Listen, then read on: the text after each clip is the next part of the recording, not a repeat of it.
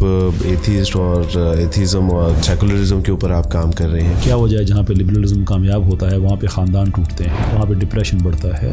آپ نے کتنی تعلیم حاصل کی اور کون کون سی تعلیم حاصل کی ہے؟ ہمارا دہشت گرد فور دیٹ ریزن دہشت گرد کہلاتا ہے. آپ کا دہشت گرد صدر کیوں کہلاتا ہے, وزیر اعظم کیوں کہلاتا ہے؟ ہولڈو مور کے پیچھے کیا مسلمان تھے؟ پہلی جنگ عظیم کے پیچھے مسلمان تھے, دوسری جنگ عظیم کے پیچھے ویتنام کو لے لیجیے آپ. کیسر بھائی کوئی گلٹ ہے کہ جب تک یورپ میں تھا تو یہ کر لیتا؟ سیکولرزم دنیا میں آپ نے پھیلایا تھا, ایتھیزم اس میں آپ کی اسٹیٹ پالیسی تھی جس کی بیس پہ آپ نے کوئی 25,000 کے لگ بھگ مسجدیں آپ کو تباہ کر دی. محمد علی مرزا صاحب کا ایک الگ سے آپ کا محاذ ہے, سیکولر لبرل اور ایتھیزم کے خلاف آپ کا ایک الگ سے محاذ ہے. میں کہتا ہوں کہ ہمارے ملک میں ہمارے اسلام کے نام پہ بنا تھا, یہاں پہ ہمارا نظام ہونا چاہیے. صرف ایک محاذ کھولا ہے کہ مسلمان کو اسلام کی ریوائول کے لیے کوشش کرنی چاہیے. السلام علیکم ورحمۃ اللہ وبرکاتہ. امید ہے ناظرین آپ سب خیریت سے ہوں گے. اللہ سبحانہ و تعالیٰ مجھے آپ کو ہم سب کو اپنے حفظ و امان میں رکھے. ناظرین, اللہ سبحانہ و تعالیٰ کی توفیق سے ہم نے ایک نیا سلسلہ شروع کیا ہے آٹو بایوگرافی کا. اور جیسے کہ ہمارے معاشرے میں ایک کرکٹ سٹار ہوتا ہے, ایک فلم سٹار ہوتا ہے, نیشنل سٹار ہوتا ہے, تو کیوں کوئی ہماری جو ہے وہ دینی طبقے کا یا مذہبی طبقے کا جو ایک باصلاحیت اور انٹلیکچوئل پرسن ہے وہ اسلامک سٹار کیوں نہیں ہو سکتا؟ تو آج اسلامک سٹار پوڈ کاسٹ کے ساتھ میں آپ کے ساتھ حاضر ہوں, اور ہمارے ساتھ پاکستان بلکہ انٹرنیشنل ایک بہت عظیم شخصیت ہے. میرے ساتھ کیسر احمد راجہ صاحب ہیں. آج ان کے بچپن سے لے کے اب تک کے حالات و واقعات سے آگاہی حاصل کریں گے.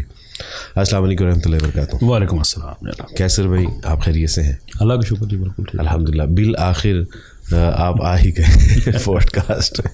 بہت شکریہ, جزاک اللہ. کافی عرصے سے آپ کے پیچھے پڑا ہوا تھا, تو اللہ سبحانہ تعالیٰ آپ کو جزائے خیر عطا فرمائے. یقیناً آج کا دن ہمارے لیے کافی سیکھنے کے حوالے سے, خاص کر آپ کی بایوگرافی کے حوالے سے بہت اہم ہے. تو کیسر بھائی آپ کا تعلق جو ہے وہ بنیادی طور پہ کس علاقے سے ہے؟ پوٹھوہار سے, ڈسٹرکٹ راولپنڈی, تحصیل گجر خان. اچھا, ماشاء اللہ. مونگ پھلی کا ہیڈ کوارٹر جسے کہا جاتا ہے. مونگ پھلی کا فوج کے افراد بھی یہاں سے بہت نکلے ہیں ماشاء اللہ. ہسٹوریکلی پوٹھوہار جو ہے وہ چونکہ ہم بارانی علاقہ ہیں, اچھا, تو ہم زمینوں پہ ڈیپینڈ نہیں کر سکتے کہ زمین سے کتنی فصل ہوگی, جو کہ ہسٹوریکلی ایک بہت بڑا ایک اکانومی کا ایک ریسورس رہا. تو ہسٹوریکلی آپ کو ہمارے لوگ ملیں گے سروسز میں, بیرون ملک چلے جائیں گے, بیوروکریسی میں چلے جائیں گے, ٹیچنگ میں چلے جائیں گے, آرمڈ فورسز میں چلے جائیں گے, کیونکہ ہماری ڈپینڈنسی جو ہے وہ بارش پہ ہے, اور آپ کبھی پریڈکٹ نہیں کر سکتے کہ آپ کی جو زرعی اکانومی ہے وہ یعنی کس طرح کی ہوگی اس سال کے لیے. تو چونکہ انسرٹنٹی بہت زیادہ ہے, اس لیے ہم وہ پورس کے زمانے سے اللہ ایسے چلا رہا ہے. اچھا اچھا. That of course is not to say کہ پورس کے زمانے سے ہم بیرون ملک جا رہے ہیں. اور سکندر نے بھی یہیں سے واپسی کی تھی غالباً, یہیں جب پورس کے ساتھ اس کا ہوتا ہے تو یہیں سے اس نے پھر واپسی کی راہ لی تھی. بالکل. سیاسی شخصیات کون کون ہیں آپ کے علاقے سے؟ ہمارے علاقے میں تاریخی طور پہ تو یعنی کہ جو لیئرس ہیں مختلف پولیٹکس کے, کہ آپ ہم کس لیول کی بات کر رہے ہیں, اس میں تو بہت سے نام آ جاتے ہیں. بہت براڈ اگر ہم دیکھیں, پرماننٹ جس کو عام طور پہ لوگ جانتے بھی ہیں, وہ اگر براڈلی اگر اس کو ہم دیکھیں اوور آل پوٹھوہار کے کانٹیکسٹ میں, تو اس میں پرویز اشرف صاحب ہیں, عہد حاضر کے جو سیاستدان ہیں, چودھری نثار صاحب ہیں, دیٹس ویری فیمس پرسنالٹی. اور مری کو اگر اس میں ایڈ کر دیں تو پھر اس میں مری کے جو پولیٹیشینز ہیں وہ بھی اس میں ایڈ ہو جائیں گے. سو براڈلی اگر دیکھا جائے تو اٹس فیئرلی رچ. بارک اللہ. کیسر بھائی والد صاحب کا کس شعبے سے تعلق تھا, اور والد صاحب بھی مقامی وہیں کے تھے یا کہیں سے مائیگریٹ کر کے آئے تھے؟ یہ بڑی انٹرسٹنگ بات ہے کیونکہ ہم تاریخی طور پہ تو ہم پوٹھوہار کے ہیں, لیکن ہماری فیملی کی 2 جنریشنز جو ہیں وہ پنجاب میں پیدا ہوئی ہیں. ٹھیک ہے, صوبائی اعتبار سے پوٹھوہار بھی پنجاب کا حصہ ہے, لیکن میں جو سینٹرل پنجاب ہے, یہ جو روایتی معنوں میں جس کو ہم تو بالکل پنجاب کے ایج پہ ہیں نا, تو ساہیوال کے علاقے میں میرے دادا جان کی بھی پیدائش ہوئی, میرے والد صاحب کی وہاں ہوئی, اور میرے والد صاحب جو ہیں پھر وہ 20s میں واپس پوٹھوہار گئے تھے. تو یس ان اے وے کنیکٹیویٹی تو رہی ان کی بھی پوٹھوہار کے ساتھ, لیکن وہ آج بھی خود کو زیادہ پنجابی دیکھتے ہیں پوٹھوہاری کی نسبت. یعنی آپ کو تو پھر یہ ایڈوانٹیج ہے کہ آپ کو پنجابی کلچر بھی میسر ہے اور پوٹھوہاری کلچر بھی میسر ہے. نہ صرف یہ بلکہ چونکہ اللہ تعالیٰ نے موقع دیا کہ زندگی کا بہت بڑا حصہ بیرون ملک گزرا اور اس میں سے زیادہ حصہ یو کے میں گزرا, تو پھر آپ کو برٹش کلچر بھی میسر ہے. اور برٹش کلچر کے ساتھ ساتھ چونکہ وہ ایک طرح سے آپ کہہ لیں کہ ایک طرح کی ایک منی یونائٹڈ نیشنز آپ کہہ لیں کہ وہاں پہ چائنا کے, افریقہ کے, آسٹریلیا, پوری دنیا سے, ساؤتھ امریکہ, وہاں سے انسانوں کا زو ہے. ایک طرح آپ کہہ لیں کہ یہ کثیر جو ملٹی کلچرلزم جو کہتے ہیں کہ اس سے یہ ہے کہ ہر انسان, ہر سوسائٹی اپنا کلچر ساتھ لے کے جاتی ہے, تو پھر آپ ایکسپلور کرتے ہیں, آپ کی سوچوں میں وہ سب اس لیے پیدا ہوتی ہے because you see different cultures and you try to understand them, interact with them. تو یہ ایک آپ کہہ سکتے ہیں کہ ایک سفر پٹھوار سے شروع ہونا اور پھر پنجاب اور اس کے بعد پھر ایک گلوبل ایکسپوجر اس کی وجہ سے یہ ایک بڑی نعمت رہی میرے لیے.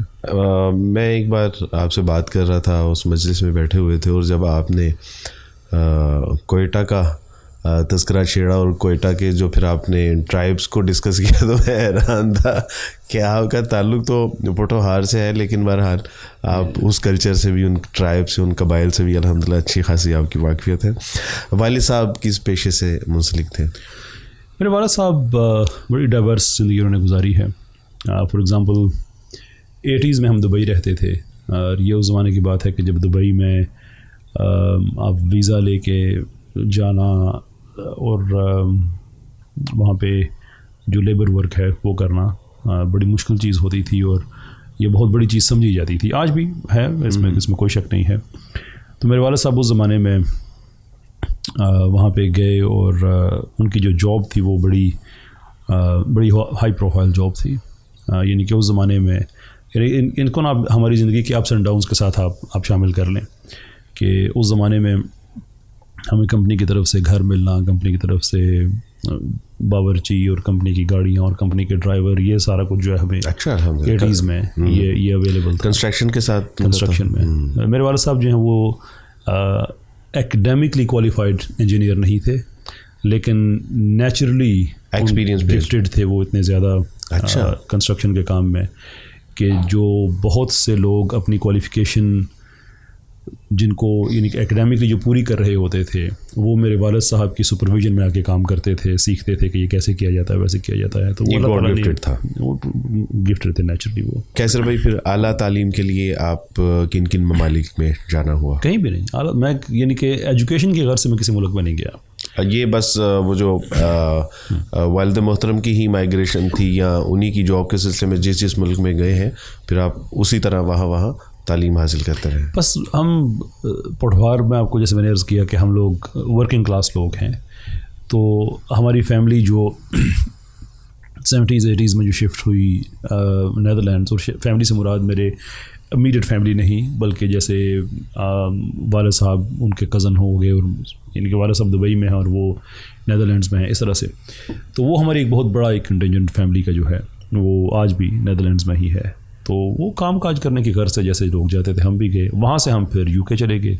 میرا پھر زیادہ حصہ آگے زندگی کا یو کے گزرا. تو اٹس ٹرو کہ میری جو ہائر ایجوکیشن ہے وہ یو کے میں ہی ہوئی, لیکن یو کے میں شفٹنگ اس نیت کی وجہ سے نہیں ہوئی تھی, وہ مزدوری کی وجہ سے ہوئی تھی کہ جائیں گے وہاں پہ کام کاج کریں گے, انگلش سیکھیں گے, اس کے پروسپیکٹس دنیا میں بہتر ہوتے ہیں. تو آئیڈیا یہ تھا اصل میں. اچھا, الحمدللہ. کیسر بھائی, ہمارے ناظرین یہ بھی جاننا چاہیں گے کہ آپ نے کتنی تعلیم حاصل کی اور کون کون سی تعلیم حاصل کی ہے؟ ایک عرصے سے میں آپ کے ساتھ ہوں, میری آپ کے ساتھ الحمدللہ ایک بہت اچھی نسبت ہے, تعلق ہے, ہم کٹھے سفر بھی کرتے ہیں, اکثر ملنا جلنا بھی ہوتا ہے. لیکن جب مجھے کوئی پوچھتا ہے کہ کیسر بھائی نے کیا پڑھا ہوا ہے, تو میں ان سے کہتا ہوں کافی کچھ پڑھا ہوا ہے اور پتہ نہیں کیا کیا پڑھا ہوا ہے. تو مجھے بھی آج تک صحیح نہیں پتا کہ آپ نے کیا کیا اور کتنا پڑھا ہوا ہے, تو اس کے بارے میں تھوڑی سی رہنمائی فرمائیے. ایک ایکڈیمک ایجوکیشن ہے, ایک پروفیشنل ایجوکیشن ہے. جو ایکڈیمک ایجوکیشن ہے اس میں تو میری MSc ہے, انفارمیشن سائنسز میں ہے, بزنس مینجمنٹ میں ہے. تو بائی کوالیفیکیشن میں انفارمیشن سائنٹسٹ ہوں. میرا کام جو ہے وہ سسٹمز کو ڈیولپ کرنا ہے, پرٹیکولرلی جو ریسرچ کے سسٹمز ہوتے ہیں ان کو ڈیولپ کرنا ہے. ایٹ دا سیم ٹائم جو کلاسیکل انفارمیشن پولز ہوتے ہیں ان کو کلاؤڈز میں کنورٹ کرنا, وہ بھلے ساس بیس کرنا ہو یا پاس ہو یا آئیوس ہو یا ڈاس ہو، یہ ڈفرینٹ ماڈلز ہیں ان کو یوز کرتے ہوئے، کیونکہ جو لیگیسی سسٹم ہے وہ دنیا میں ایسا ختم ہو رہے ہیں، اور بالکل ایسی یہی وجہ ہوتی ہے کہ جو موسٹلی جو آپ کے سسٹم پرووائڈرز ہوتے ہیں وہ سپورٹ بھی ختم کر دیتے ہیں پیچھے سے، یعنی کہ ونڈوز ایکس پی پہ جو ڈیٹا ہیلڈ ہے مثال کے طور پہ، وہ اب کچھ ادارے ہیں جن کو ابھی تک سپورٹ اویلیبل ہے، لیکن واسٹ میجورٹی کے لیے نہیں ہے، تو وہ کس طرح سے پھر کلاؤڈ کو یوز کر سکتے ہیں. تو میں ایز این انفارمیشن سائنٹسٹ میرا کام ایسے جو سسٹمز ہیں ان کو بلڈ کرنا ہے. ایٹ دا سیم ٹائم جو ریسرچ کے حوالے سے کام ہے، ون آف دا ریزنز کہ میں نے جرنلزم کیا اس کام کی وجہ سے کہ میں ریسرچ تو ویسے ہی کر رہا ہوں، تو پروفیشنلی اپنے ساتھ جرنلزم بھی اس میں ایڈ کر دیا. اس سے پہلے ایم ایس سی سے پہلے میں نے ایل ایل بی کیا تھا. جی اچھا، تو آپ وکیل بھی تھے؟ ابھی بھی ہوں جی جی. لیکن میرا رول ایڈوائزریز میں ہے زیادہ، جو کوسچن آف فیکٹس ہیں اس کے اوپر. میں نے پریکٹس میں نہیں گیا، لیکن میں اکیڈیمیا میں چلا گیا تھا کہ میں اپنی ایم ایس سی کے بعد، یہ اتفاق کی بات ہے کہ اس کے اندر چونکہ بزنس مینجمنٹ بھی تھی ماسٹرز لیول پہ، اور اس سے پہلے میں نے ایل ایل بی کیا تھا، تو مجھے جو پڑھانے کا موقع ملا وہاں پہ یونیورسٹی لیول پہ، وہ بھی لا فار بزنس مینیجرز کہ جو کمرشل اور کارپوریٹ لا ہے، کانٹریکٹ لا ہے اور اس طرح کے جو ہیں، یا جو امپلائمنٹ لاز ہیں کہ جو بزنس مینیجرز کو جن کے بارے میں پتہ ہونا چاہیے. تو میں پڑھاتا بھی پھر آگے وہی رہا زیادہ. تو اکیڈیمیا میں پھر ڈیٹا گیدرنگ، اس کو ایکشنیبل انٹیلیجنس میں کنورٹ کرنا ڈیٹا کو، یہ ساری چیزیں جو ہیں یہ میری اکیڈیمکلی میں کرتا ہوں. اس کے ساتھ پروفیشنلی جو ڈیولپمنٹ ہے اس میں این ایل پی ہے، اس میں لائف کوچنگ ہے.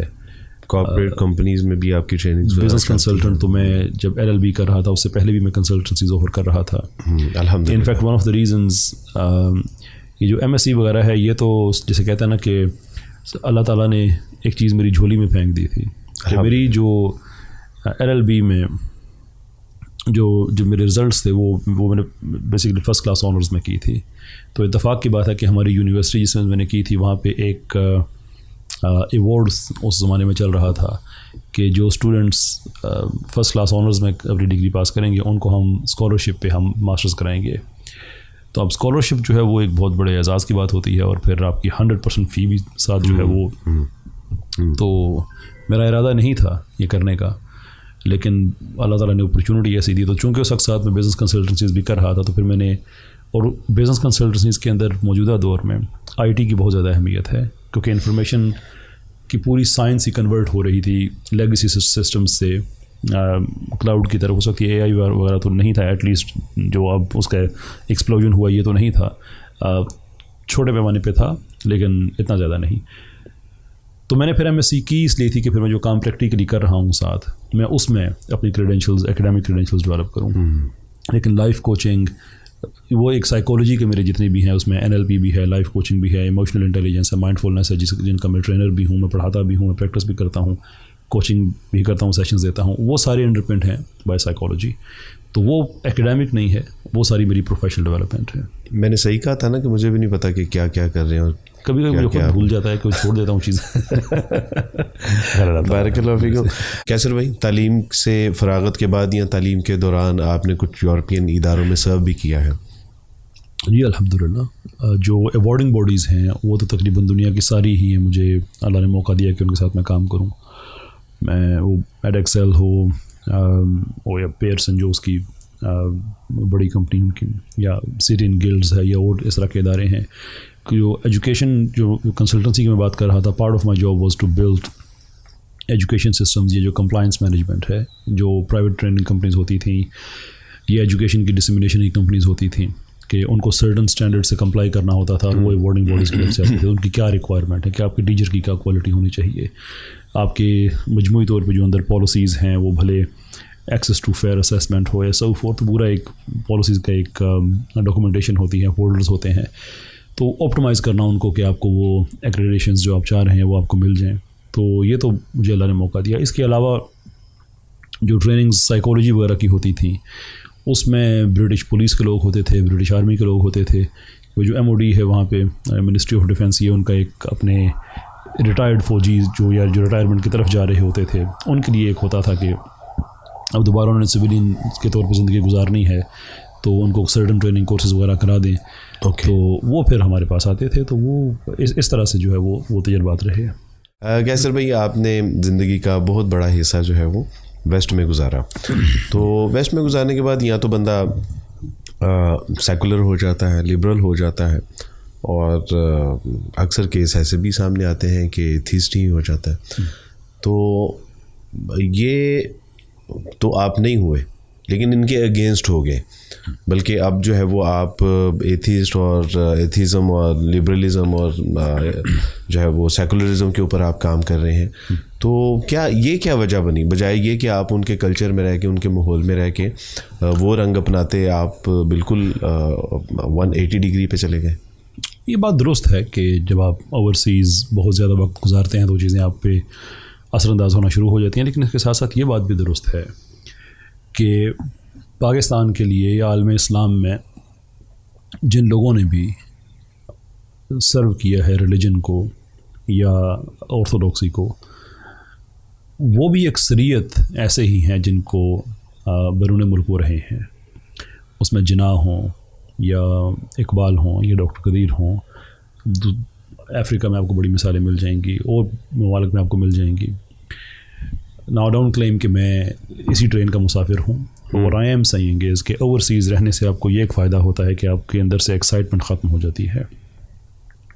ان سسٹمز کی جو ایک نفسیاتی ایک ڈومیننس ہوتی ہے آپ پہ, وہ ختم ہو جاتی ہے, because you are able to see from different. اب افسوس کی بات یہ ہے کہ ہمارے پاکستان میں عام طور پہ جو لوگ ویسٹ سے بہت زیادہ متاثر ہیں, انہوں نے صرف ویسٹ کا ایکسٹیریئر دیکھا ہے. وہ ہمارے دانشوروں کے ذریعے انہوں نے اس کو دیکھا ہے. بالکل ٹھیک ہے. اور ہمارا دانشور وہاں کی پارلیمنٹ میں جائے گا, وہاں کی کسی یونیورسٹی میں جائے گا, کچھ ان کے مشہور لوگوں سے ملاقات کرے گا, واپس آ کے پھر وہ بتائے گا کہ وہ پیرس میں تو دیکھو یہ, اور لنڈن میں دیکھو یہ, اور وغیرہ وغیرہ. بھائی میں نے وہاں پہ مزدوری کی ہے, میں نے وہاں پہ ٹیکسی چلائی ہے, میں نے وہاں پہ صفائی کے کام کیے ہیں, میں نے وہاں پہ یونیورسٹیز میں پڑھا ہے, میں نے یونیورسٹیز میں پڑھایا ہے, وچ مینس کہ ایک عام آدمی کی زندگی کی جو وہاں پہ تفصیلات ہوتی ہیں میں نے وہ ایکسپیرینس کی ہیں. میں جن کے ساتھ کام کاج کرتا رہا, میں ان کے صرف ایکسٹیریئر کو نہیں دیکھ رہا, بلکہ اس کلچر کا ڈیپلی جو پرابلمز ہیں میں ان کو ایکسپلور کر رہا ہوں, ایکسپیرینس کر رہا ہوں. جب آپ مجھے بتائیں گے کہ وہ دیکھو یار ویسٹ میں تو وہ لوگ اتنے فلاں چیز پہ اتنے پیسے لگا دیتے ہیں, آرا صحیح آتا ہے, ٹرو بالکل لگا دیتے ہیں, پر ایٹ دا سیم ٹائم میں وہاں پہ جو ہوم لیسنس کا کرائسس ہے, میں پارکوں میں لوگوں کو جب سوتا ہوا دیکھوں, پلوں کے نیچے سوتا ہوا دیکھوں, یہ عام آدمی کو یہ سارے سین نظر ہمارا دانشور بیہائنڈ دا سین جو ہوتا ہے. ایگزیکٹلی. میں وہاں پہ جب فیملیز کو ٹوٹتے ہوئے دیکھوں, وہاں پہ جب پوری ایک جنریشن ہے اس کو میں نائف کرائم اور ڈرگز اور ان چیزوں میں جب میں دیکھوں, ان کے اپنے جو بچے ہیں, then one has to ask a question کہ دنیا میں اس وقت یہ تہذیب غالب ہے, لیکن یہ اندر سے کیوں اتنی زیادہ کھوکھلی ہو چکی ہے. And I am not against those people. میں بار بار کہتا ہوں کہ بھائی وہاں کا ایک کوئی ڈیوڈ ہے, کوئی اسٹیسی ہے, جو 4 بجے اٹھتے ہیں اس لیے کہ انہوں نے 5 بجے اپنی فیکٹری میں پہنچنا ہے, کام کاج کرنا ہے. میرا اس سے کیا اختلاف ہو سکتا ہے؟ I actually respect them for putting the hard work. لیکن جو انڈیویجولسٹک لائف سٹائل ہے وہاں پہ, چونکہ وہ انسان کو اس کی نیچر سے دور کرتا ہے, کہ انسان بائی نیچر کولیکٹیوسٹ ہے. یا آپ کسی جزیرے میں رینڈم علاقوں سے 100 لوگ لے کے جائیں اور اس دور ہفتہ کسی جزیرے پہ آپ چھوڑ دیں, 10 سال کے بعد آپ جائیں تو آپ کو وہاں پہ ایک سسٹم ملے گا, کمیونٹی ملے گی. وہ انسان کی نیچر ہے. لیکن جب آپ کمیونٹیز ڈیولپ کرتے ہیں تو آپ کولیکٹیوزم کی بیس پہ کرتے ہیں, انڈیویجولزم کی بیس پہ نہیں کرتے. تو وہاں پہ انڈیویجولزم کی وجہ سے چونکہ انسان کی نیچر کو اسے دور کیا گیا, تو جب میں وہاں پہ دیکھتا ہوں کہ اتنی زیادہ سہولتیں اور پیسہ ہونے کے باوجود طلاقوں کے بڑھتے ہوئے ریٹ, معاشرہ تباہ ہو رہا ہے, خودکشی کا اتنا رجحان, معاشرے میں اتنا depression, there has to be a reason. تو اس نے پھر مجھے یہ موقع دیا کہ میں ڈیپر لیول پہ اسٹڈی کروں کہ ویئر ڈڈ دے گو رانگ. تو اس کے پیچھے مجھے پھر سیکولرزم نظر آیا, انڈیویجولزم نظر آیا, لبرلزم نظر آیا, غیر فطری سسٹمز وہ نظر آئے. تو اب چونکہ پاکستان میں اس کو انٹروڈیوس کرانے کی کوشش کی جا رہی ہے, اس کے اچھے چہرے کو, تو میں فریڈم آف ایکسپریشن کے بڑے میں پروپوننٹ ہوں اس کے میں حق میں ہوں. میں کسی کو کبھی پاکستان میں نہیں روکوں گا کہ آپ سیکولرزم کی بات نہ کریں, یا آپ لبرلزم کی بات نہ کریں, یا آپ سوشلزم کی بات نہ کریں. لیکن میں یہ ضرور کروں گا کہ یہ رائٹ ہمارے پاس بھی ہے اور لوگوں کے پاس بھی ہے کہ ان تک سچ پہنچے کہ کیا وجہ ہے کہ جہاں پہ لبرلزم ترقی کرتا ہے وہاں پہ پاپولیشن ڈکلائن ہوتی ہے, کیا وجہ ہے جہاں پہ لبرلزم کامیاب ہوتا ہے وہاں پہ خاندان ٹوٹتے ہیں, وہاں پہ ڈپریشن بڑھتا ہے. آپ ہمیں آئس لینڈ وغیرہ کے بڑے فگرز دے سکتے ہیں اور کئی ملکوں کے آپ دے سکتے ہیں, Finland, number of other countries کے, دیکھو یار ہیپینس انڈیکس میں وہ کتنے اوپر ہیں. شور ہم اس چیز کو ایکسیپٹ کریں گے کہ بڑے اوپر ہیں, but we also tell you کہ خودکشی کا بھی وہاں پہ ریشو اسی قدر زیادہ ہے. لیکن دیکھیے ایک سیکولرز کا ایک الزام ہے کہ اسلام یا مذہب کی بنیاد کے اوپر تو انسانی قتل عام بہت زیادہ ہوا ہے دنیا میں سب سے زیادہ, لیکن کیا جو ہے وہ سیکولرزم کے بہاف پہ کبھی آپ نے کوئی کسی جان کو جو ہے وہ ضائع ہوتے دیکھا؟ یہ بہرحال ان کا اعتراض ہے, آئی نو اباؤٹ دیٹ کہ اس کے پیچھے کیا ہے, لیکن آپ پلیز اس پہ ذرا دیکھیے. پہلی بات ہے کہ میں اس طرح کے واٹ اباؤٹزم میں نہیں جاتا کہ ہاں وہ کوئی بات نہیں یار مسلمانوں نے کیا تو تم لوگوں نے تو کیا. یہ کوئی اکیڈیمک آرگومنٹ نہیں ہے, بلکہ ہم یہ کہتے ہیں کہ آپ جو پتھر مار رہے ہیں ہم تو آپ سے ایگری بھی کر لیں گے. اگر کسی مسلمان نے دہشت گردی کی ہے, کسی مسلمان نے غلط کیا ہے, ہم ایبسلیوٹلی کنڈیم کریں گے. آپ تو ایکسیپٹ بھی نہیں کریں گے, لیکن ہمارے پاس کنڈیم کرنے کی ایک وجہ ہے نا کہ ہماری جو ایپسٹمولوجیکل فاؤنڈیشن ہے بڑی کلیئر ہے, جس کو ہم وائلیٹ نہیں کر سکتے. وہ قرآن اور سنت پہ کھڑی ہے, اس کو سامنے رکھتے ہوئے ہم کلیئر کہہ دیں کہ یہ دہشت گردی ہے, یہ غلط ہے. لیکن جب کہیں سیکولر دہشت گردی ہوگی, سیکولر قتل عام ہوگا, تو آپ کے پاس تو کوئی ایسا سیکرٹ ٹیکسٹ نہیں ہے جس کی بیس پہ آپ کہہ سکتے ہیں کہ نہیں یہ سیکولرزم نہیں ہوتا. سیکولرزم وہی ہوگا جو پول پوٹ نے ہمیں بتایا ہے, جو ماؤ نے بتایا ہے, جو اسٹالن نے بتایا ہے, کینن نے بتایا. دنیا کی بڑی, یہ تو ہو گئے سارے سوشلسٹ طبقہ. جو لبرل کیمپ ہے, جو فرقہ ہے سیکولرزم کا, دنیا کی ساری بڑی جنگوں کے پیچھے آپ ہیں. سب سے زیادہ اسلحہ آپ بیچتے ہیں. لبرل انٹرنیشنل آرڈر کا آئیڈیا آپ کا ہے. ہائپوتھیسس آف سیکولرزم آپ کا ہے. سائنٹزم کے ذریعے ہیومن ایکسپیرینس کو الٹر کرنے کا یہ نظریہ یہ آپ کا ہے. بریٹن ووڈ سسٹم آپ کا ہے. So I am not impressed by this question. ہم تو یہ کہیں گے یہ غلط ہے. بٹ دا ڈفرینس از کہ ہم مسلمانوں میں اگر کہیں کوئی دہشت گردی ہوگی, کسی نے کسی کا قتل کیا, تو وہ بہرحال ایک پرائیویٹ پرسن ہوگا جو کر رہا ہوگا, ایک پرائیویٹ آرگنائزیشن ہے جو کر رہی ہوگی, جس کو ہم کنڈیم کرتے ہیں. مذہب اس کی اجازت نہیں دیتا. مذہب اس کی اجازت نہیں دیتا. لیکن آپ کی جب بات کی جائے تو یہ بات بش کر رہا ہے, بلیئر کر رہا ہے, اوباما کر رہا ہے, اسٹالن کر رہا ہے, ماؤ کر رہا ہے. یعنی کہ آپ اس کو اسٹیٹ لیول پہ کرتے ہیں.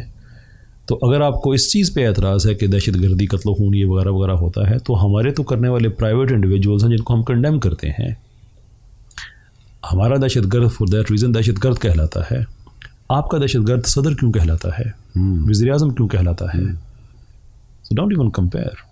اس لیے یہ جو سوال ہے یہ ارریلیونٹ ہے. اور ویسے بھی اگر آپ نمبرز میں جائیں تو بھی آپ لوگوں نے تو ملینز کے حساب سے پچھلے 100-200 سالوں میں مارے ہوئے ہیں, اور پھر یہ آپ الزام کس پہ لگائیں گے؟ لیکن وہ کہتے ہیں اتنے نہیں ہیں, تھوڑے ہیں. کتنے ہیں؟ سوال تو یہ کتنے ہیں. میں نے تو پوچھا بھی ہے, یعنی کلیم ہوا ہے نا کوئی 4-5 کروڑ کا, تو کہتے ہیں نہیں آدھے کر لیں. آدھے کر لیں, لیکن یہ آدھے بھی نہیں جاتے نا. میری ابھی ان کے ایک بڑے چیف ہیں, ان سے بات ہوئی تو میں نے ان سے ایگزیکٹلی یہی کہا کہ 110 ملین ایک فگر کوٹ کیا جاتا ہے. چیف کا نام بتا دیں please. Of the record conversation ہے, تو اس کو ہم آدھا کر لیتے ہیں, 5.5 پہ لے آ جاتے ہیں. یعنی کہ 1 کروڑ 110 بلین کی بات کی جاتی ہے, اس کو ہم ہاف کرتے ہیں. ہم اس کو بھی ہاف کر لیتے ہیں. تو آگے سے نانا کیے جا رہے تھے. میں نے کہا اس کو بھی ہاف کر لیتے ہیں, اس کو بھی ہاف. ان کا نہیں اتنے بھی نہیں ہے. میں نے کہا چلیں ایسا کر لیتے ہیں, ایک تھا, صرف ایک بندے کو آپ لوگوں نے مارا تھا. تو آگے سے ہم کہتے ہیں نہیں یار ایسا تو نہیں ہے نا, زیادہ. Because the question of there was one person that is one too many, but we know for a fact کہ ایک نہیں تھا. بات یہ ہے کہ دنیا میں جتنے بڑے عہد حاضر میں ظلم ہوئے ہیں اس کے پیچھے کون ہے؟ ہولڈومور کے پیچھے کیا مسلمان تھے؟ ہولوکاسٹ کے پیچھے مسلمان تھے؟ ہیروشیما کے پیچھے, پہلی جنگ عظیم کے پیچھے مسلمان تھے کہ دوسری جنگ عظیم کے پیچھے مسلمان تھے؟ ویتنام کو لے لیجیے آپ, ویتنام کو لے لیجیے, کوریا کو لے لیجیے. دوسرے ملکوں پہ حملے کرنے, دوسرے ملکوں کے ریسورسز پہ قبضے کرنے. ابھی حال ہی میں دیکھ لیجیے. ایگزیکٹلی. ابھی حال ہی میں جو افغانستان میں کیا گیا یا فلسطین میں حالیہ جو جاری ہے. تو جتنے دنیا میں بڑے بڑے مسائل ہیں ہم اس کے ریسیونگ اینڈ پہ ہیں. آپ اس کے جو کوز کر رہے ہیں, جو انجینئر کر رہے ہیں چیزوں کو, آپ اس اینڈ پہ ہیں. اور آپ کا شکوہ ہے کہ ہم لوگ ٹھیک نہیں ہیں. اور ہمارے اپنے جو دیسی سیکولرزم سے میرا یہی کوشچن ہے کہ پوچھا کبھی آپ نے ان سے یہ کیسر بھائی کوئی گلٹ ہے کہ جب تک یورپ میں تھا تو یہ کر لیتا یا یہ نہیں کر سکا؟ کوئی گلٹ ہو یا کوئی خواہش ہو کہ آنے سے پہلے یہ کر لیتا یا ابھی جا کے یہ کر لوں، کوئی ایسی فیلنگ ہے ابھی؟ دیکھیں، ہر تشنا تمنا گلٹ نہیں ہوا کرتی. گلٹ تو ایک احساس جرم ہے نا. تو بہت سی چیزیں ہوتی ہیں ذہن میں کہ اگر فلاں چیز ہو جاتی فلاں ہو جاتی، لیکن you can always get them done. تو گلٹ مجھے کسی چیز کی نہیں ہے کہ اگر فلاں یہ ہو جاتا تو پتہ نہیں کیا کر لینا تھا. نہ ہی گلٹ سے آپ کو کوئی فائدہ ہوتا ہے، وقت کا ضیاع ہوتا ہے، آپ کی نگیٹیوٹی بہت زیادہ آ جاتی ہے. اگر آپ سمجھتے ہیں کہ کوئی ایسی چیز تھی جو آپ کو کر لینی چاہیے تھی، and if there is still an opportunity to get it done, get it done.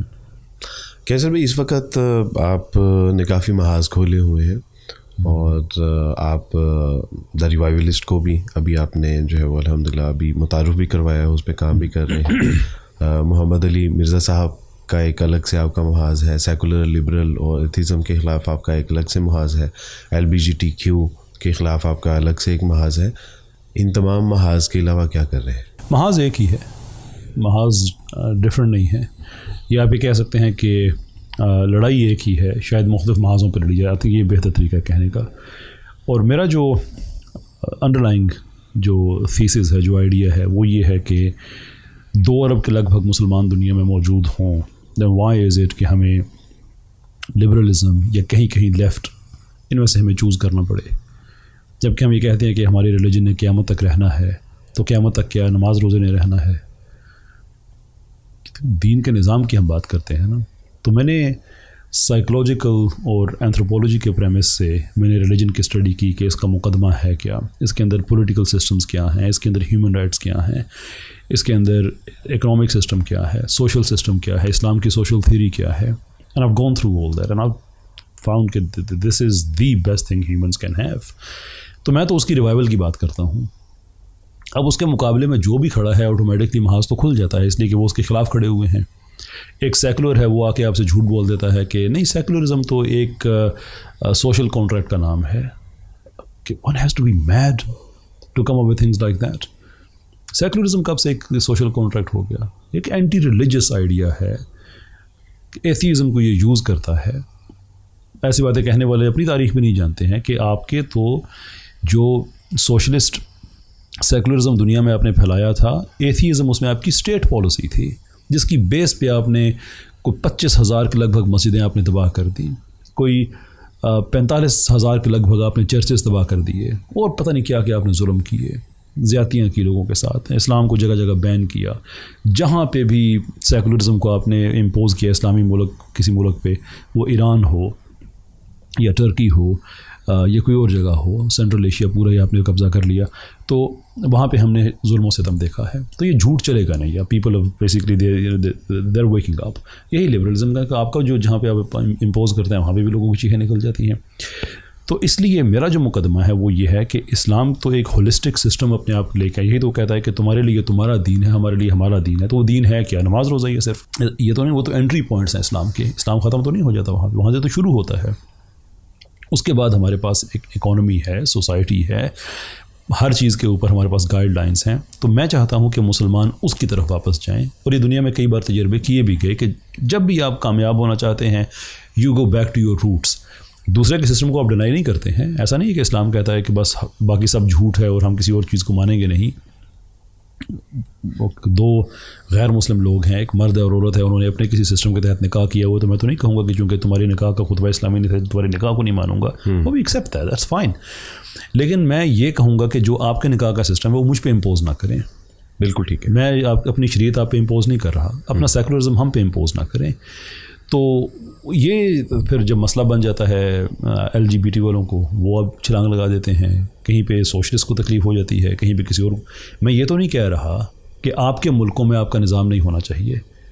میں کہتا ہوں کہ ہمارے ملک میں ہمارے اسلام کے نام پہ بنا تھا، یہاں پہ ہمارا نظام ہونا چاہیے. اور ایک سیریس کیس ہے کہ ہم تھرڈ آپشن جو کہ ہمارا اپنا آپشن ہے، ہم اس طرف جائیں. آکسفورڈ یونیورسٹی ایک ریٹیلیشن میں بنی تھی کہ جو فرینچ نورمنڈیز نے قبضہ کیا تھا اور وہ فرینچ لینگویج کو پروگریسولی اسٹینڈرڈ بنا رہے تھے. تو وہاں کے جو اس وقت جو ٹریڈیشنلسٹ کنزرویٹو انگلش لوگ تھے انہوں نے آکسفورڈ یونیورسٹی بنائی اپنی لینگویج کو ریوائیو کرنے کے لیے کہ we have to go back to our language, have to preserve it. اور آج دیکھ لیں آکسفورڈ دنیا میں کہاں سے کہاں پہنچی ہوئی ہے. تو میں یہ کہنے کا مطلب یہ ہے کہ یہ ایک تو ہوگی نا تھیوری یہ کہ ہمیں واپس اسلامک سسٹم کی طرف جانا چاہیے. بٹ دین دا کویسچن از کہ کیا اس تھیوری کا کوئی نہ کوئی ایویڈنس بھی ہے کہ ہم جب اس کی طرف جاتے ہیں تو ہمیں کامیابی ملتی ہے؟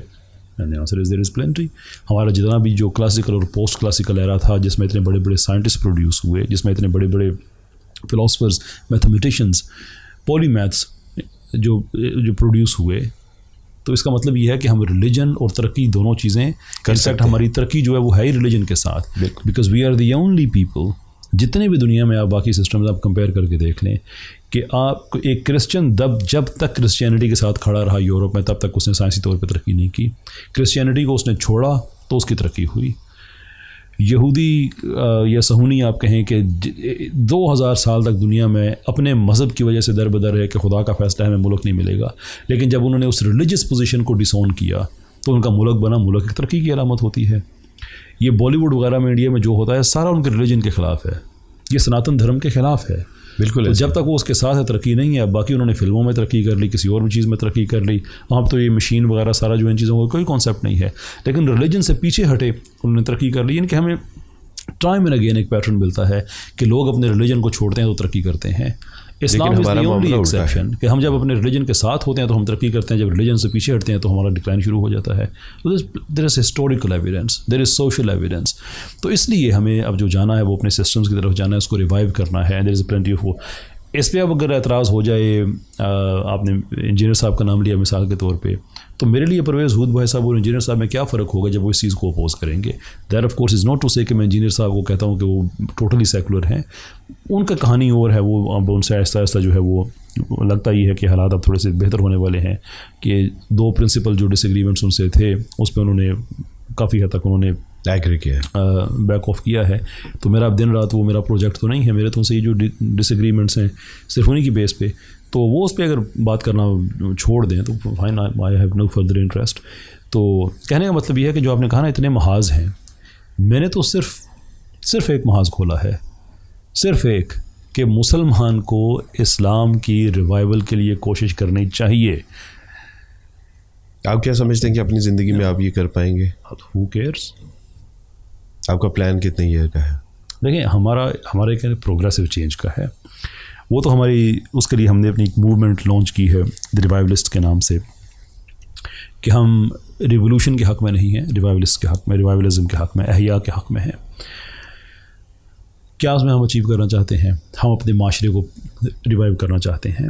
اس کی جو ایک اسٹرینگتھ تھی عزت پہ، سرٹن ویلیوز پہ اس کی اقدار تھی جو کہ آہستہ آہستہ ہمارا میڈیا ہم سے لے رہا ہے، ہم اس کو ریوائیو کرنا چاہتے ہیں. تو ہمارا ایک ہیڈ آن کولیجن ہے میڈیا کے ساتھ. دوسرا ہم چاہ رہے ہیں کہ انٹلیکچوئل ریوائیول ہو.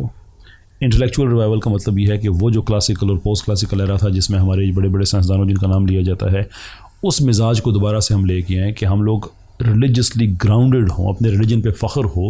لیکن جتنے بھی عصری علوم یا جو کنٹمپریری ڈسپلنس ہیں جس میں بایولوجی ہے، فزکس ہے، ایسٹرو فزکس، یہ بھی ساتھ ساتھ چلیں، کوانٹم فزکس ہے، بالکل ہم اس میں ہم آگے جائیں. میڈیسنز ہیں اور کتنی چیزیں ہماری ہیں کہ ہم خود اپنی جو انڈیجنس سائنسز ہیں ہم ان کو پروموٹ کریں. اسلام نے کبھی بھی تعلیم حاصل کرنے سے طلب علم فریضۃ علی کل مسلم، افلا تدبرون افلا تعقلون افلا تبصرون، یہ کس طرف اشارے ہیں کہ بھی آؤ علم حاصل کرو، غور و فکر. تو یہ تو بالکل اس میں تو دوسرا بھی دیکھیں نا کہ خلیفۃ الارض کا کانسیپٹ، اگر اس نے آ کے یہاں پہ صرف آ کے اللہ اللہ کرنی تھی تو وہ تو فرشتے ہم سے بڑی بہتر کر رہے تھے.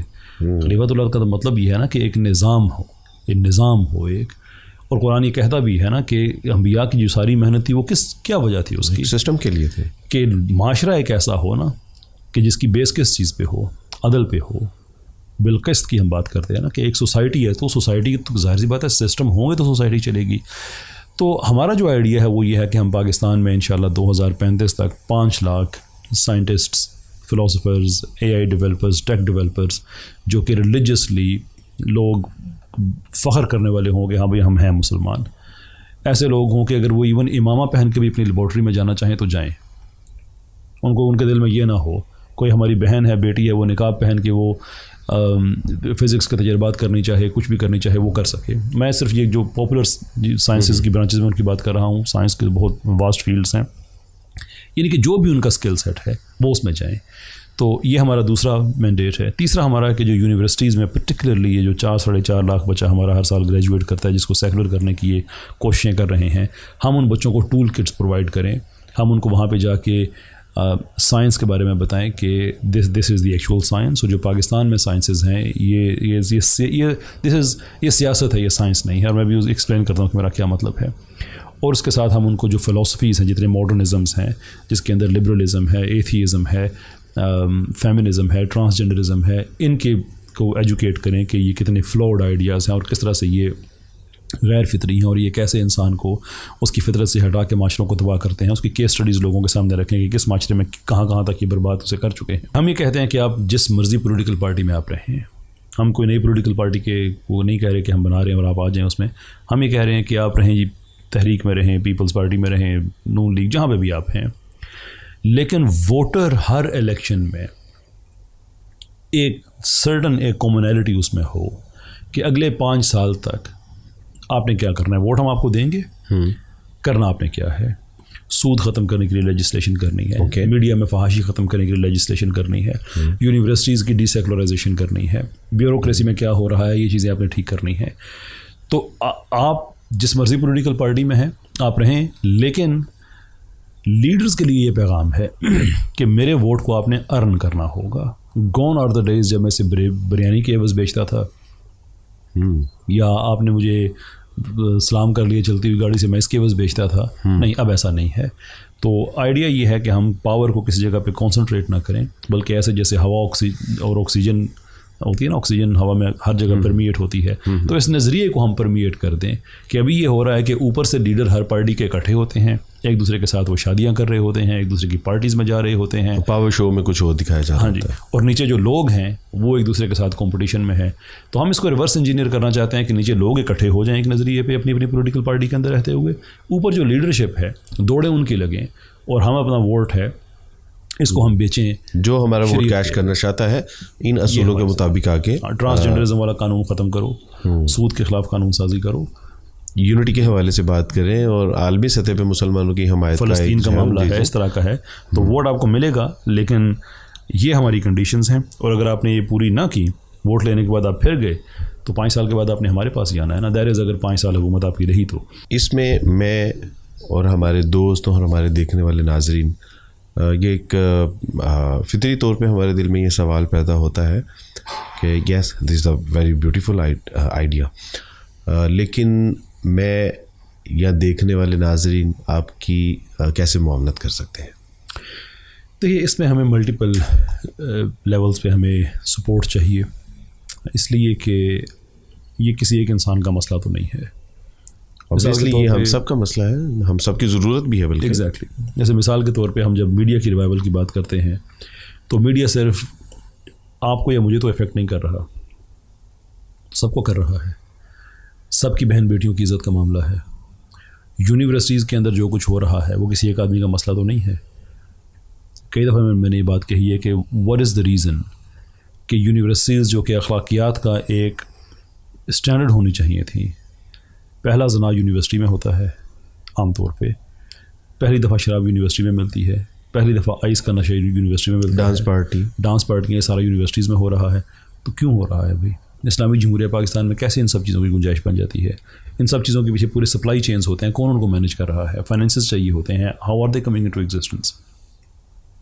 تو اس میں جو ہمیں محنت چاہیے وہ یہ چاہیے کہ اکراس دا بورڈ سوسائٹی پہلے تو سمجھے کہ یہ ایک مسئلہ ہے, پھر اس کو سولو کرنے کے لیے ہم جب کالز دیں, جیسے میڈیا کی بات ہے, پاکستان بھر میں ہم لائرز کے پینلز بنا رہے ہیں.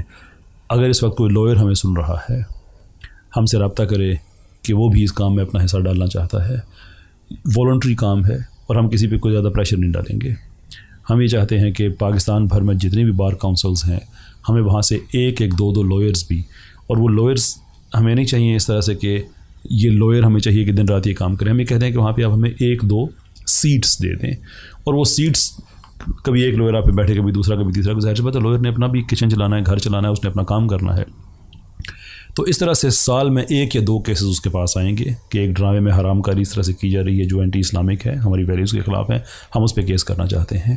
ایز اے لائر اگر آپ ہمیں سن رہے ہیں, ہم سے رابطہ کریں, اس کوز کا حصہ بنیں. کسی یونیورسٹی کے آپ لیکچرر ہیں اور آپ پریشان ہیں کہ بچوں کو کہاں پہ لے کے جایا جا رہا ہے, ہم سے رابطہ کریں, ہم آپ کو بتاتے ہیں کہ آپ کی یونیورسٹی میں کیسے تبدیلی پیدا کی جا سکتی ہے. ہم پاکستان بھر کی یونیورسٹی کے ساتھ جو کام کر رہے ہیں, آپ یونیورسٹی کے اسٹوڈنٹ ہیں اور آپ کو سیکولرز پریشان کر رہے ہیں, ریوائولسٹ کو آپ جوائن کریں. ہماری ایپ بھی اب اویلیبل ہے. ممبرشپ ہمیں اکروس پاکستان چاہیے, اور الحمدللہ ہم نے ایک رات کی کال دی تھی تو 6000 لوگوں نے ہمیں جوائن کیا, کیونکہ ایک جینوئن ایویڈنس ہے کہ لوگ واقعی اس کام میں آنا چاہتے ہیں. پھر اس کے ساتھ ساتھ فائنینسز بہت زیادہ میٹر کرتے ہیں, کیونکہ ہم نے اگر یہ کلچرل ریوائول کی طرف جانا ہے تو ظاہر سی بات ہے کہ ہمیں لائرس کی ایک ٹیم چاہیے. تو لائرس والنٹری بیسس پہ وہ تو کام کر لیں گے, لیکن جس نے ٹریول کرنا ہے, اس کے فیول کا خرچہ ہے, یا اس کے کوئی ڈاکومنٹس نکلوانے ہیں, پرنٹنگ ہے, تو یہ تو ہم لوئر سے ایکسپیکٹ نہیں کریں گے کہ کیس بھی فری میں لڑو اور یہ سارے کام بھی کرو. ہر کیس کے اوپر ایک سرٹن خرچہ آتا ہے, تو ہمیں اس میں کوئی فائنینشیل سپورٹ بھی چاہیے ہوگی. ایٹ دا سیم ٹائم جب ہم یہ 2035 والی بات کر رہے ہیں تو 5 لاکھ سائنٹسٹ اور یہ سارا پروڈیوس کرنا, ٹھیک ہے, ہمیں بہت سی ابھی سہولتیں مل رہی ہیں. امید ہے کہ پاکستان میں کہیں نہ کہیں ہم ایک تعلیمی ادارہ بھی ایسا بنا لیں گے, اس کے لیے بھی آفرز ہیں, ہیلپ ہے, سارا کچھ ہے, but still it requires lot of finances. فوری طور پہ سوشل میڈیا پہ ہمیں کاؤنٹر کرنے کے لیے ہمیں ایسے لوگ چاہیے جن کو میں خود تیار کروں گا. ویسے تو ہمارا پروگرام ہے دی 100 کا کہ 100 لوگ تو ہم نے تیار کرنے ہیں پاکستان میں ایسے کہ جو ایتھیزم, لبرلزم, سیکولرزم سب پہ بات کر سکیں, یعنی اسپیکرز ہوں گے. لیکن فوری طور پہ ہمیں 10-15 لوگ ایسے چاہیے. تو ان کی ٹریننگز ہیں, ایکوپمنٹ کے پرچیز ہے, ایسے ہمیں اسٹوڈیوز بنانے ہیں ہم نے جس کے اندر پوڈ کاسٹ جیسے ایک یہ ہو رہی ہے. اور اسلامک سسٹمز اگر ہمیں لوگوں کو سمجھانے ہیں کہ اسلام کا اکنامک ماڈل, اس کا کمپیریٹیو انالیسز کرنا ہے ہم نے ڈاکومنٹری کی صورت میں ہم نے کرنا ہے سوشلزم یا کیپٹلزم کے ساتھ, تو ظاہر سی بات ہے کہ اس کے لیے پھر ہمیں ایک ایڈیٹرز چاہیے, ایکوپمنٹ چاہیے. تو this is where the finances are require. کہ ہم جس اویئرنیس کی بات کر رہے ہیں اس کے لیے آپ اندازہ کریں کہ امریکہ, نارتھ افریقہ, پاکستان, انڈیا, یہاں پہ ایتھیزم کو پروموٹ کرنے کے لیے $25,000 پر انسٹیٹیوٹس یہ دے رہا ہے. اتنے پیسے وہ لگا رہے ہیں. الہاد ہو تو ٹرانسجینڈرزم کی پروموشن کے لیے 200 ملین, تو یہ تو ایک کی صرف آپ میں بات کر رہا ہوں. اس کے علاوہ اور بہت سے پروجیکٹ چلتے ہیں کہ اس ملک کے بچیوں سے یہ عزت, غیرت, یہ سارا کچھ جو ہے یہ ختم ہو جائے, اسلام ختم ہو جائے یہاں پہ. تو اگر ہم نے اس کو ایک دینا ہے, ہم نے اگر آگے سے ٹف ٹائم دینا ہے, تو الحمدللہ ہمارے پاس عددی برتری ہے. لیکن ہم یہ عددی برتری کھونا نہیں چاہتے, اس لیے کہ 10 سال کے بعد اگر یہ سٹارٹ کریں گے ہم, تو آج پاکستان میں جتنے بچے ذہنی طور پہ سیکولر ہو چکے ہیں یا ان سے متاثر ہو چکے ہیں, 10 سال کے بعد یہ تعداد زیادہ ہوگی. تو ہمیں اس کو اگر آج کاؤنٹر کرنا ہے تو ہم نے یہ سسٹمز آج ڈیولپ کرنے ہیں. اور آج ڈیولپ کرنے کا مطلب یہ ہے, اور ایک بات بڑی میں کلیئر میں کرنا چاہتا ہوں کہ ہم جتنا جلدی کریں گے اتنا بہتر ہے. بیک گراؤنڈ میں تو میں بہت کام کر چکا ہوں, کیونکہ مجھے پتہ ہے کہ وہ بہت زیادہ پیسے لگا دیں, اور میں سسٹمز کو اندر سے میں دیکھ چکا ہوں. تو وہ پاگل تو نہیں ہے کہ وہ ملینز کے حساب سے ڈالرز لگائیں, پیسے لگائیں, اور کوئی کیسر احمد راجہ جیسا کوئی سر پھرا ہو ووٹ کے آگے سے بند باندھنے کی کوشش کرے, تو وہ پاگل ہیں, اپنا پیسہ ضائع کریں گے. وہ کیسر کا پتہ صاف کریں گے. ماضی میں ایسا ہوا کہ جنہوں نے کوئی انوینشن کی ہیں یا ریولیوشن لا کے آنے کی کوشش کیا, تو ان کا پھر آئی ہیو نو ڈاؤٹ, مجھے کوئی حیرت نہیں ہوگی کہ اگر میرے, لیکن میں یہ چاہتا ہوں کہ میں اس ٹائم سے پہلے ہم اتنی جگہ پہ یہ پودے اگا چکے ہوں, اتنی جگہوں پہ, سوشل میڈیا پہ, یونیورسٹیز میں, جگہ جگہ پہ, کہ یہ محنت ہماری ضائع نہ ہو. By that I don't mean کہ میں یہ سمجھتا ہوں کہ میرے علاوہ کوئی کام کر نہیں سکتا. میں یہ کہتا ہوں کہ بہت سے لوگ کر سکتے ہیں. آپ نے صرف انیشیٹو دینا ہوتا ہے, لوگوں کے ذہن میں اپنی کلیئرٹی لے کے آنی ہوتی ہے. تو اس کے لیے ہمیں پھر دعاؤں کی ضرورت ہے, اس کے لیے ہمیں فائنینسز کی ضرورت ہوگی, اس کے لیے ہمیں والنٹیئرس کی ٹیمز کی ضرورت ہوگی کہ ہزاروں کی ممبرشپ جو ہے اس کو مینجمنٹ کا ایک اسٹرکچر بنانا ان کے اوپر. وہ الحمدللہ ایپ میں ابھی تک ہمارے پاس جتنی ٹیم ہے الحمدللہ, یہ حشر کے دن راز کھلیں گے. ایپ کو بنانے والے, اس کو چلانے والے, ابھی تک ہماری ممبرشپ کو مینیج کرنے والے جتنے لوگ ہیں, سارے کے سارے والنٹیئر بیسس پہ کام کر رہے ہیں. اور وہ خود جوائن کر کے کہ ہم یہ ساری چیزیں کر سکتے ہیں. اور اس کے اوپر جو ایکسپینس ہے یہ بھی क़यामत के दिन ये राज खुलेंगे کہ جن لوگوں نے ہماری ایپس ڈیولپ کی ہیں, جن لوگوں نے ہمارے سسٹمز ڈیولپ کیے ہیں, اس کے اوپر جو منتھلی ایکسپینس ہے وہ بھی خود ہی اٹھا رہے ہیں. اللہ تعالیٰ نے مجھے جو اللہ تعالیٰ ان کو جزائے خیر عطا فرمائے. آمین ثم آمین. اللہ تعالیٰ نے جو مجھے توفیق دی, ہم نے ایک اسٹوڈیو بلڈ کیا, اس کے اندر جتنا کچھ اللہ تعالیٰ کی توفیق سے میں اس میں جو کچھ وقف کر سکتا تھا, اس کے اندر بھلے وہ DSLR کیمرے ہوں یا ایڈیٹنگ ایکوپمنٹ ہو یا جتنا بھی آپ کو اسٹوڈیو چلانے کے لیے چاہیے ہوتا ہے, وہاں تک ہم بھی آ گئے ہیں. پر now we are at a position کہ اب ہم نے میسو لیول پہ جانا ہے, تو اب ہمیں فائنینسز ہوگی, ویل ہوگی, دعائیں ہوگی لوگوں کی, اور کچھ نہیں ہے تو ہماری ایک پوسٹ کو شیئر کرنا کہ لوگوں تک یہ میسج جائے کہ یہ کر رہے ہیں. Now everyone has to take part in it. Pakistan بنانے والے 1-2 لوگ نہیں تھے, بالکل صحیح بات, کروڑوں تھے. بالکل پاکستان بچانے کے لیے بھی ہمیں کروڑوں ہی چاہیے اگر ہم نے یہی کرنا ہے, بلکہ شاید اس سے زیادہ چاہیے ہوں گے بچانے کے لیے. کیسر بھائی, اپروکسیمیٹلی منتھلی آپ کا کیا بجٹ ہوتا ہے؟ دیکھیں, یہ تو جیسے جیسے کام ہمارا بڑھ رہا ہے, جس طرح سے پروفیشنلز کو ہم نے اس میں ایڈ کرنا ہے, ایز وی اسپیک ویری کرتا ہے. تقریباً یہ کوئی 13 سے 15 لاکھ کے لگ بھگ یہ جاتا ہے, لیکن 1.5 ملین اپروکسیمیٹلی منتھلی ہے, دیر اور دیر اباؤٹ. لیکن it is expected to go to تقریباً یہ کوئی 55-60 لاکھ یہ ایکسپیکٹڈ ہے کہ یہ جائے گا. کیسر بھائی, اس کا جو فائنینشیل اسٹرکچر ہے, اس کو ایسے ہی لے کے چلیں گے جس طرح ہمارے دوسرے انسٹیٹیوٹ ہیں, ادارے ہیں, یا آپ کے ذہن میں اس کے علاوہ کوئی لائک انڈومنٹ فنڈ ٹائپ کوئی چیز ہے؟ دیکھیں, میں پہلے دن سے جو ریکرنٹ ڈونیشنز ہیں میں ان کے حق میں نہیں ہوں, کہ اس سے ایک تو آپ کی انسٹیٹیوشنل اٹانومی امپیڈ ہوتی ہے, دوسرے آپ کے ورک فلو ڈیپینڈ کرتا ہے کہ آپ کو کتنے ڈونیشنز مل رہے ہیں. تو اللہ تعالیٰ نے اگر مجھے بزنس کنسلٹنٹ بنانے یا بنایا یا وہ علم دیا, تو میرا تو کام ہے اداروں کو بلڈ کرنا. میں تو یورپین یونین, برٹش گورنمنٹ, ان کے پروجیکٹ کے ساتھ بھی کام کرتا رہا ہوں, لوگوں کے ساتھ کام کرتا رہا ہوں جن کا کام ہی آئیڈیاز کو سکسیس میں کنورٹ کرنا ہے. تو اب میں اگر اس کام کو اپنے کوز کے لیے استعمال نہ کروں تو فائدہ کیا ہوگا؟ اوکے. تو ہم نے اس کا جو اسٹرکچر بنایا ہے وہ اس طرح سے بنایا ہے کہ ہمیں شروع میں تو ایک دفعہ بوسٹ چاہیے ہوگا, کہ ایک دفعہ ہم وہ سسٹم کو امپلیمنٹ کرتے ہیں تو پھر وہ سسٹم خود ہی سیلف سفیشینٹ ہے, پھر ہم منتھلی بیسس پہ ہم لوگوں کے پاس نہیں جانا چاہتے. ایٹ دا سیم ٹائم کار خیر میں ہم کسی کے راستے میں آنا بھی نہیں چاہتے. کوئی کہتا ہے کہ میں آپ کو 10 روپے دے رہا ہوں, آپ دے دیجیے. ہمارا پلان نہیں ہے کہ ہم ریکرنٹ ڈونیشنز پہ جائیں. ہمارا پلان یہ ہے کہ ہم شروع میں ایک بوسٹ ہمیں اگر ملتا ہے تو اس کے بعد انشاءاللہ ہم پھر یہ لوگوں کو زحمت فرض کریں کہ یعنی وہ ایک نمبر آف اماؤنٹ کیا ہو سکتی ہے کہ جس کے بعد آپ جو ہے وہ آٹو پوزیشن پہ آ جائیں 2 کروڑ روپیہ, کہ اگر ہم یہ فنڈ ریز کر لیتے ہیں ایز اے گڈ کوز, وہ ہمارے لیے آئیڈیل ہے. ٹھیک ہے. لیکن چونکہ ہم اس کو ایک جو اس کی جو فائنینسز ہیں وہ ہم نے بزنسز, یہ جو بزنس ہے اس سے ہی ہم نے جنریٹ کرنے ہیں, تو اگر ہمیں یہ انویسٹمنٹ کے طور پہ ملتا ہے تو ہم اس میں شیئرز دینے کے لیے بھی تیار ہیں. ظاہر سی بات ہے کہ جو اس میں ہمارا حصہ, یعنی اگر کوئی انویسٹمنٹ پوائنٹ آف ویو سے کرتا ہے تو وہ ایبسولوٹلی. اچھا. یعنی ہمیں اس میں یہ ہے کہ بھائی جو ہمارا اس میں حصہ ہے وہ تو وقف ہے اللہ کے کام کے لیے. بالکل ٹھیک. جو آپ کا ہے وہ آپ انجوائے کریں, جو مرضی کریں, ہمیں اس میں کیا اعتراض ہو سکتا ہے. آلموسٹ ہمیں پاکستان میں 20 لوگ ایسے مل جائیں کہ جو 10-10 لاکھ روپے ڈونیٹ کر سکیں, تو میں سمجھتا ہوں یہ کوئی مشکل ٹاسک نہیں ہے. تو اللہ سبحانہ تعالیٰ جو ہے وہ آپ کی عمر میں بھی برکت عطا فرمائے. اللہ نے جو آپ سے دین کا کام لیا ہے اللہ اسے قبول و منظور فرمائے. ذاتی طور پہ میں آپ کا مشکور ہوں, کیونکہ میری آنے والی نسلوں کے حفاظت کے لیے جو آپ نے ایک بند باندھا ہے, خاص کر ایتھیزم کے آگے, سیکولرزم کے آگے, یا ایک جو ہماری نوجوان نسل کو شعور دیا ہے کہ ہم اتنے گئے گزرے نہیں ہیں کہ ان کے جواب بھی ہمارے پاس نہیں ہے. ہمارے پاس بہترین دین ہے, بہترین سلوشن پرووائڈ کرتا ہے, بہترین زندگی گزارنے کے آداب اور اخلاق سکھاتا ہے. تو میں ذاتی طور پہ آپ کا پوری امت مسلمہ کی طرف سے اور اپنی آنے والی نسلوں کی طرف سے آپ کا شکریہ ادا کرتا ہوں. اللہ تعالیٰ نے مجھے موقع دیا ہے کہ جو اسلام کی نظریاتی سرحدیں ہیں, جس کے دوسری طرف مجھے الحاد اور فیمنزم اور ٹرانسجنڈرزم اور لبرلزم اور یہ چیزیں نظر آتی ہیں, تو اس سرحد کا ایک سپاہی بننے کا موقع دیا ہے.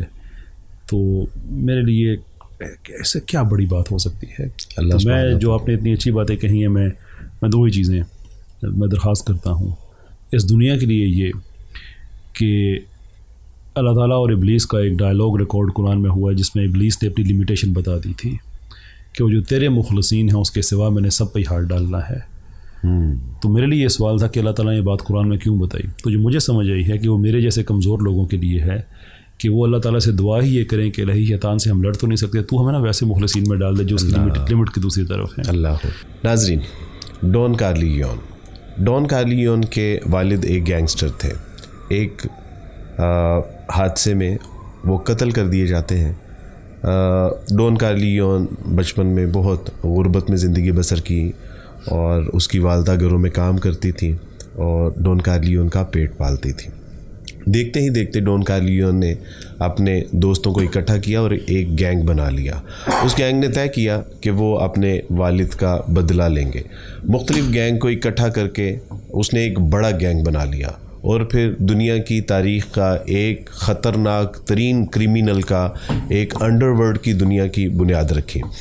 اس کے بعد دنیا کے کسی کونے میں بھی کوئی بھی جرم کرنا ہوتا تھا تو ڈون کارلیون یعنی گاڈ فادر کو وہاں خود جانا نہیں پڑتا تھا یا اپنے ساتھیوں، بلکہ اس کے نیٹ ورک کے لوگ وہاں پر موجود ہوتے تھے. اس نے اپنے جو ساتھی تھے ان کے مرنے والے یتیم بچے اور ان کی بیواؤں کے لیے ہاسپٹل، اسکول اور ان کی ریزیڈینشل کا انتظام کیا. اس کے پاس لیبارٹریز تھیں کہ جب اس کو 2 نمبر ڈاکومنٹس بنانے ہوتے تھے تو وہ ان لیبارٹریز میں 2 نمبر ڈاکومنٹس بھی تیار کرتا تھا. اس کے پاس فیکٹریز بھی تھیں، ایکسپرٹ تھے جو اسلحہ خود تیار کرتے تھے. گویا کہ ایک پوری ایسی ایک سسٹم تھا، ایک نظام تھا، ایک دنیا تھی جو اس نے آباد کر رکھی تھی. اور ایک دن اس نے ایک جملہ کہا تھا جو دراصل میرے اور آپ کے لیے تھا. وہ یہ تھا کہ اگر میں کرائم کی دنیا کے لوگوں کو اکٹھا کر کے انڈر ورلڈ کی بنیاد رکھ سکتا ہوں تو پھر ایک خدا کو ماننے والے ایک جگہ پر جمع ہو کے دنیا کی اصلاح کیوں نہیں کر سکتے. کیسر احمد راجہ بھائی جو ہماری دین کی سرحدوں کی حفاظت کے سپاہی ہیں اور وہ حفاظت کر رہے ہیں، میرا خیال ہے کہ ہمیں دام دل میں سخن ان کا ساتھ دینا چاہیے اور اس مشن میں شریک ہو کے. میں الحمدللہ ایز یو نو کہ ہماری آرگنائزیشن ہے نیو مسلم کے حوالے سے ایک نیو مسلم کمپلیکس کھڑا ہے، لیکن میں نے کبھی اپیل نہیں کی. لیکن آئی ریکویسٹ کہ اس کاز میں یعنی نیو مسلم کے لیے نیو مسلم کمپلیکس نہیں بنے گا، ہم سڑکوں پہ بھی رہ لیں گے، دیر از نو پرابلم. لیکن اگر عقائد، نظریات، افکار اگر یہ محفوظ نہ رہے تو ہماری آنے والی نسلیں تباہ و برباد ہو جائیں گی. میں آپ تمام لوگوں سے اپیل کرتا ہوں کہ آپ اگر ٹیچر ہیں، آپ وکیل ہیں، آپ ایڈیٹر ہیں، آپ ویڈیوگرافر ہیں، آپ آڈیوگرافرز ہیں، آپ زندگی کے کسی شعبے سے تعلق رکھتے ہیں، so please join the revivalists and supporters. بارک اللہ فیکم. اپنا اور اپنے گرد و نواح میں سب کا خیال رکھیے گا. السلام علیکم ورحمۃ اللہ وبرکاتہ.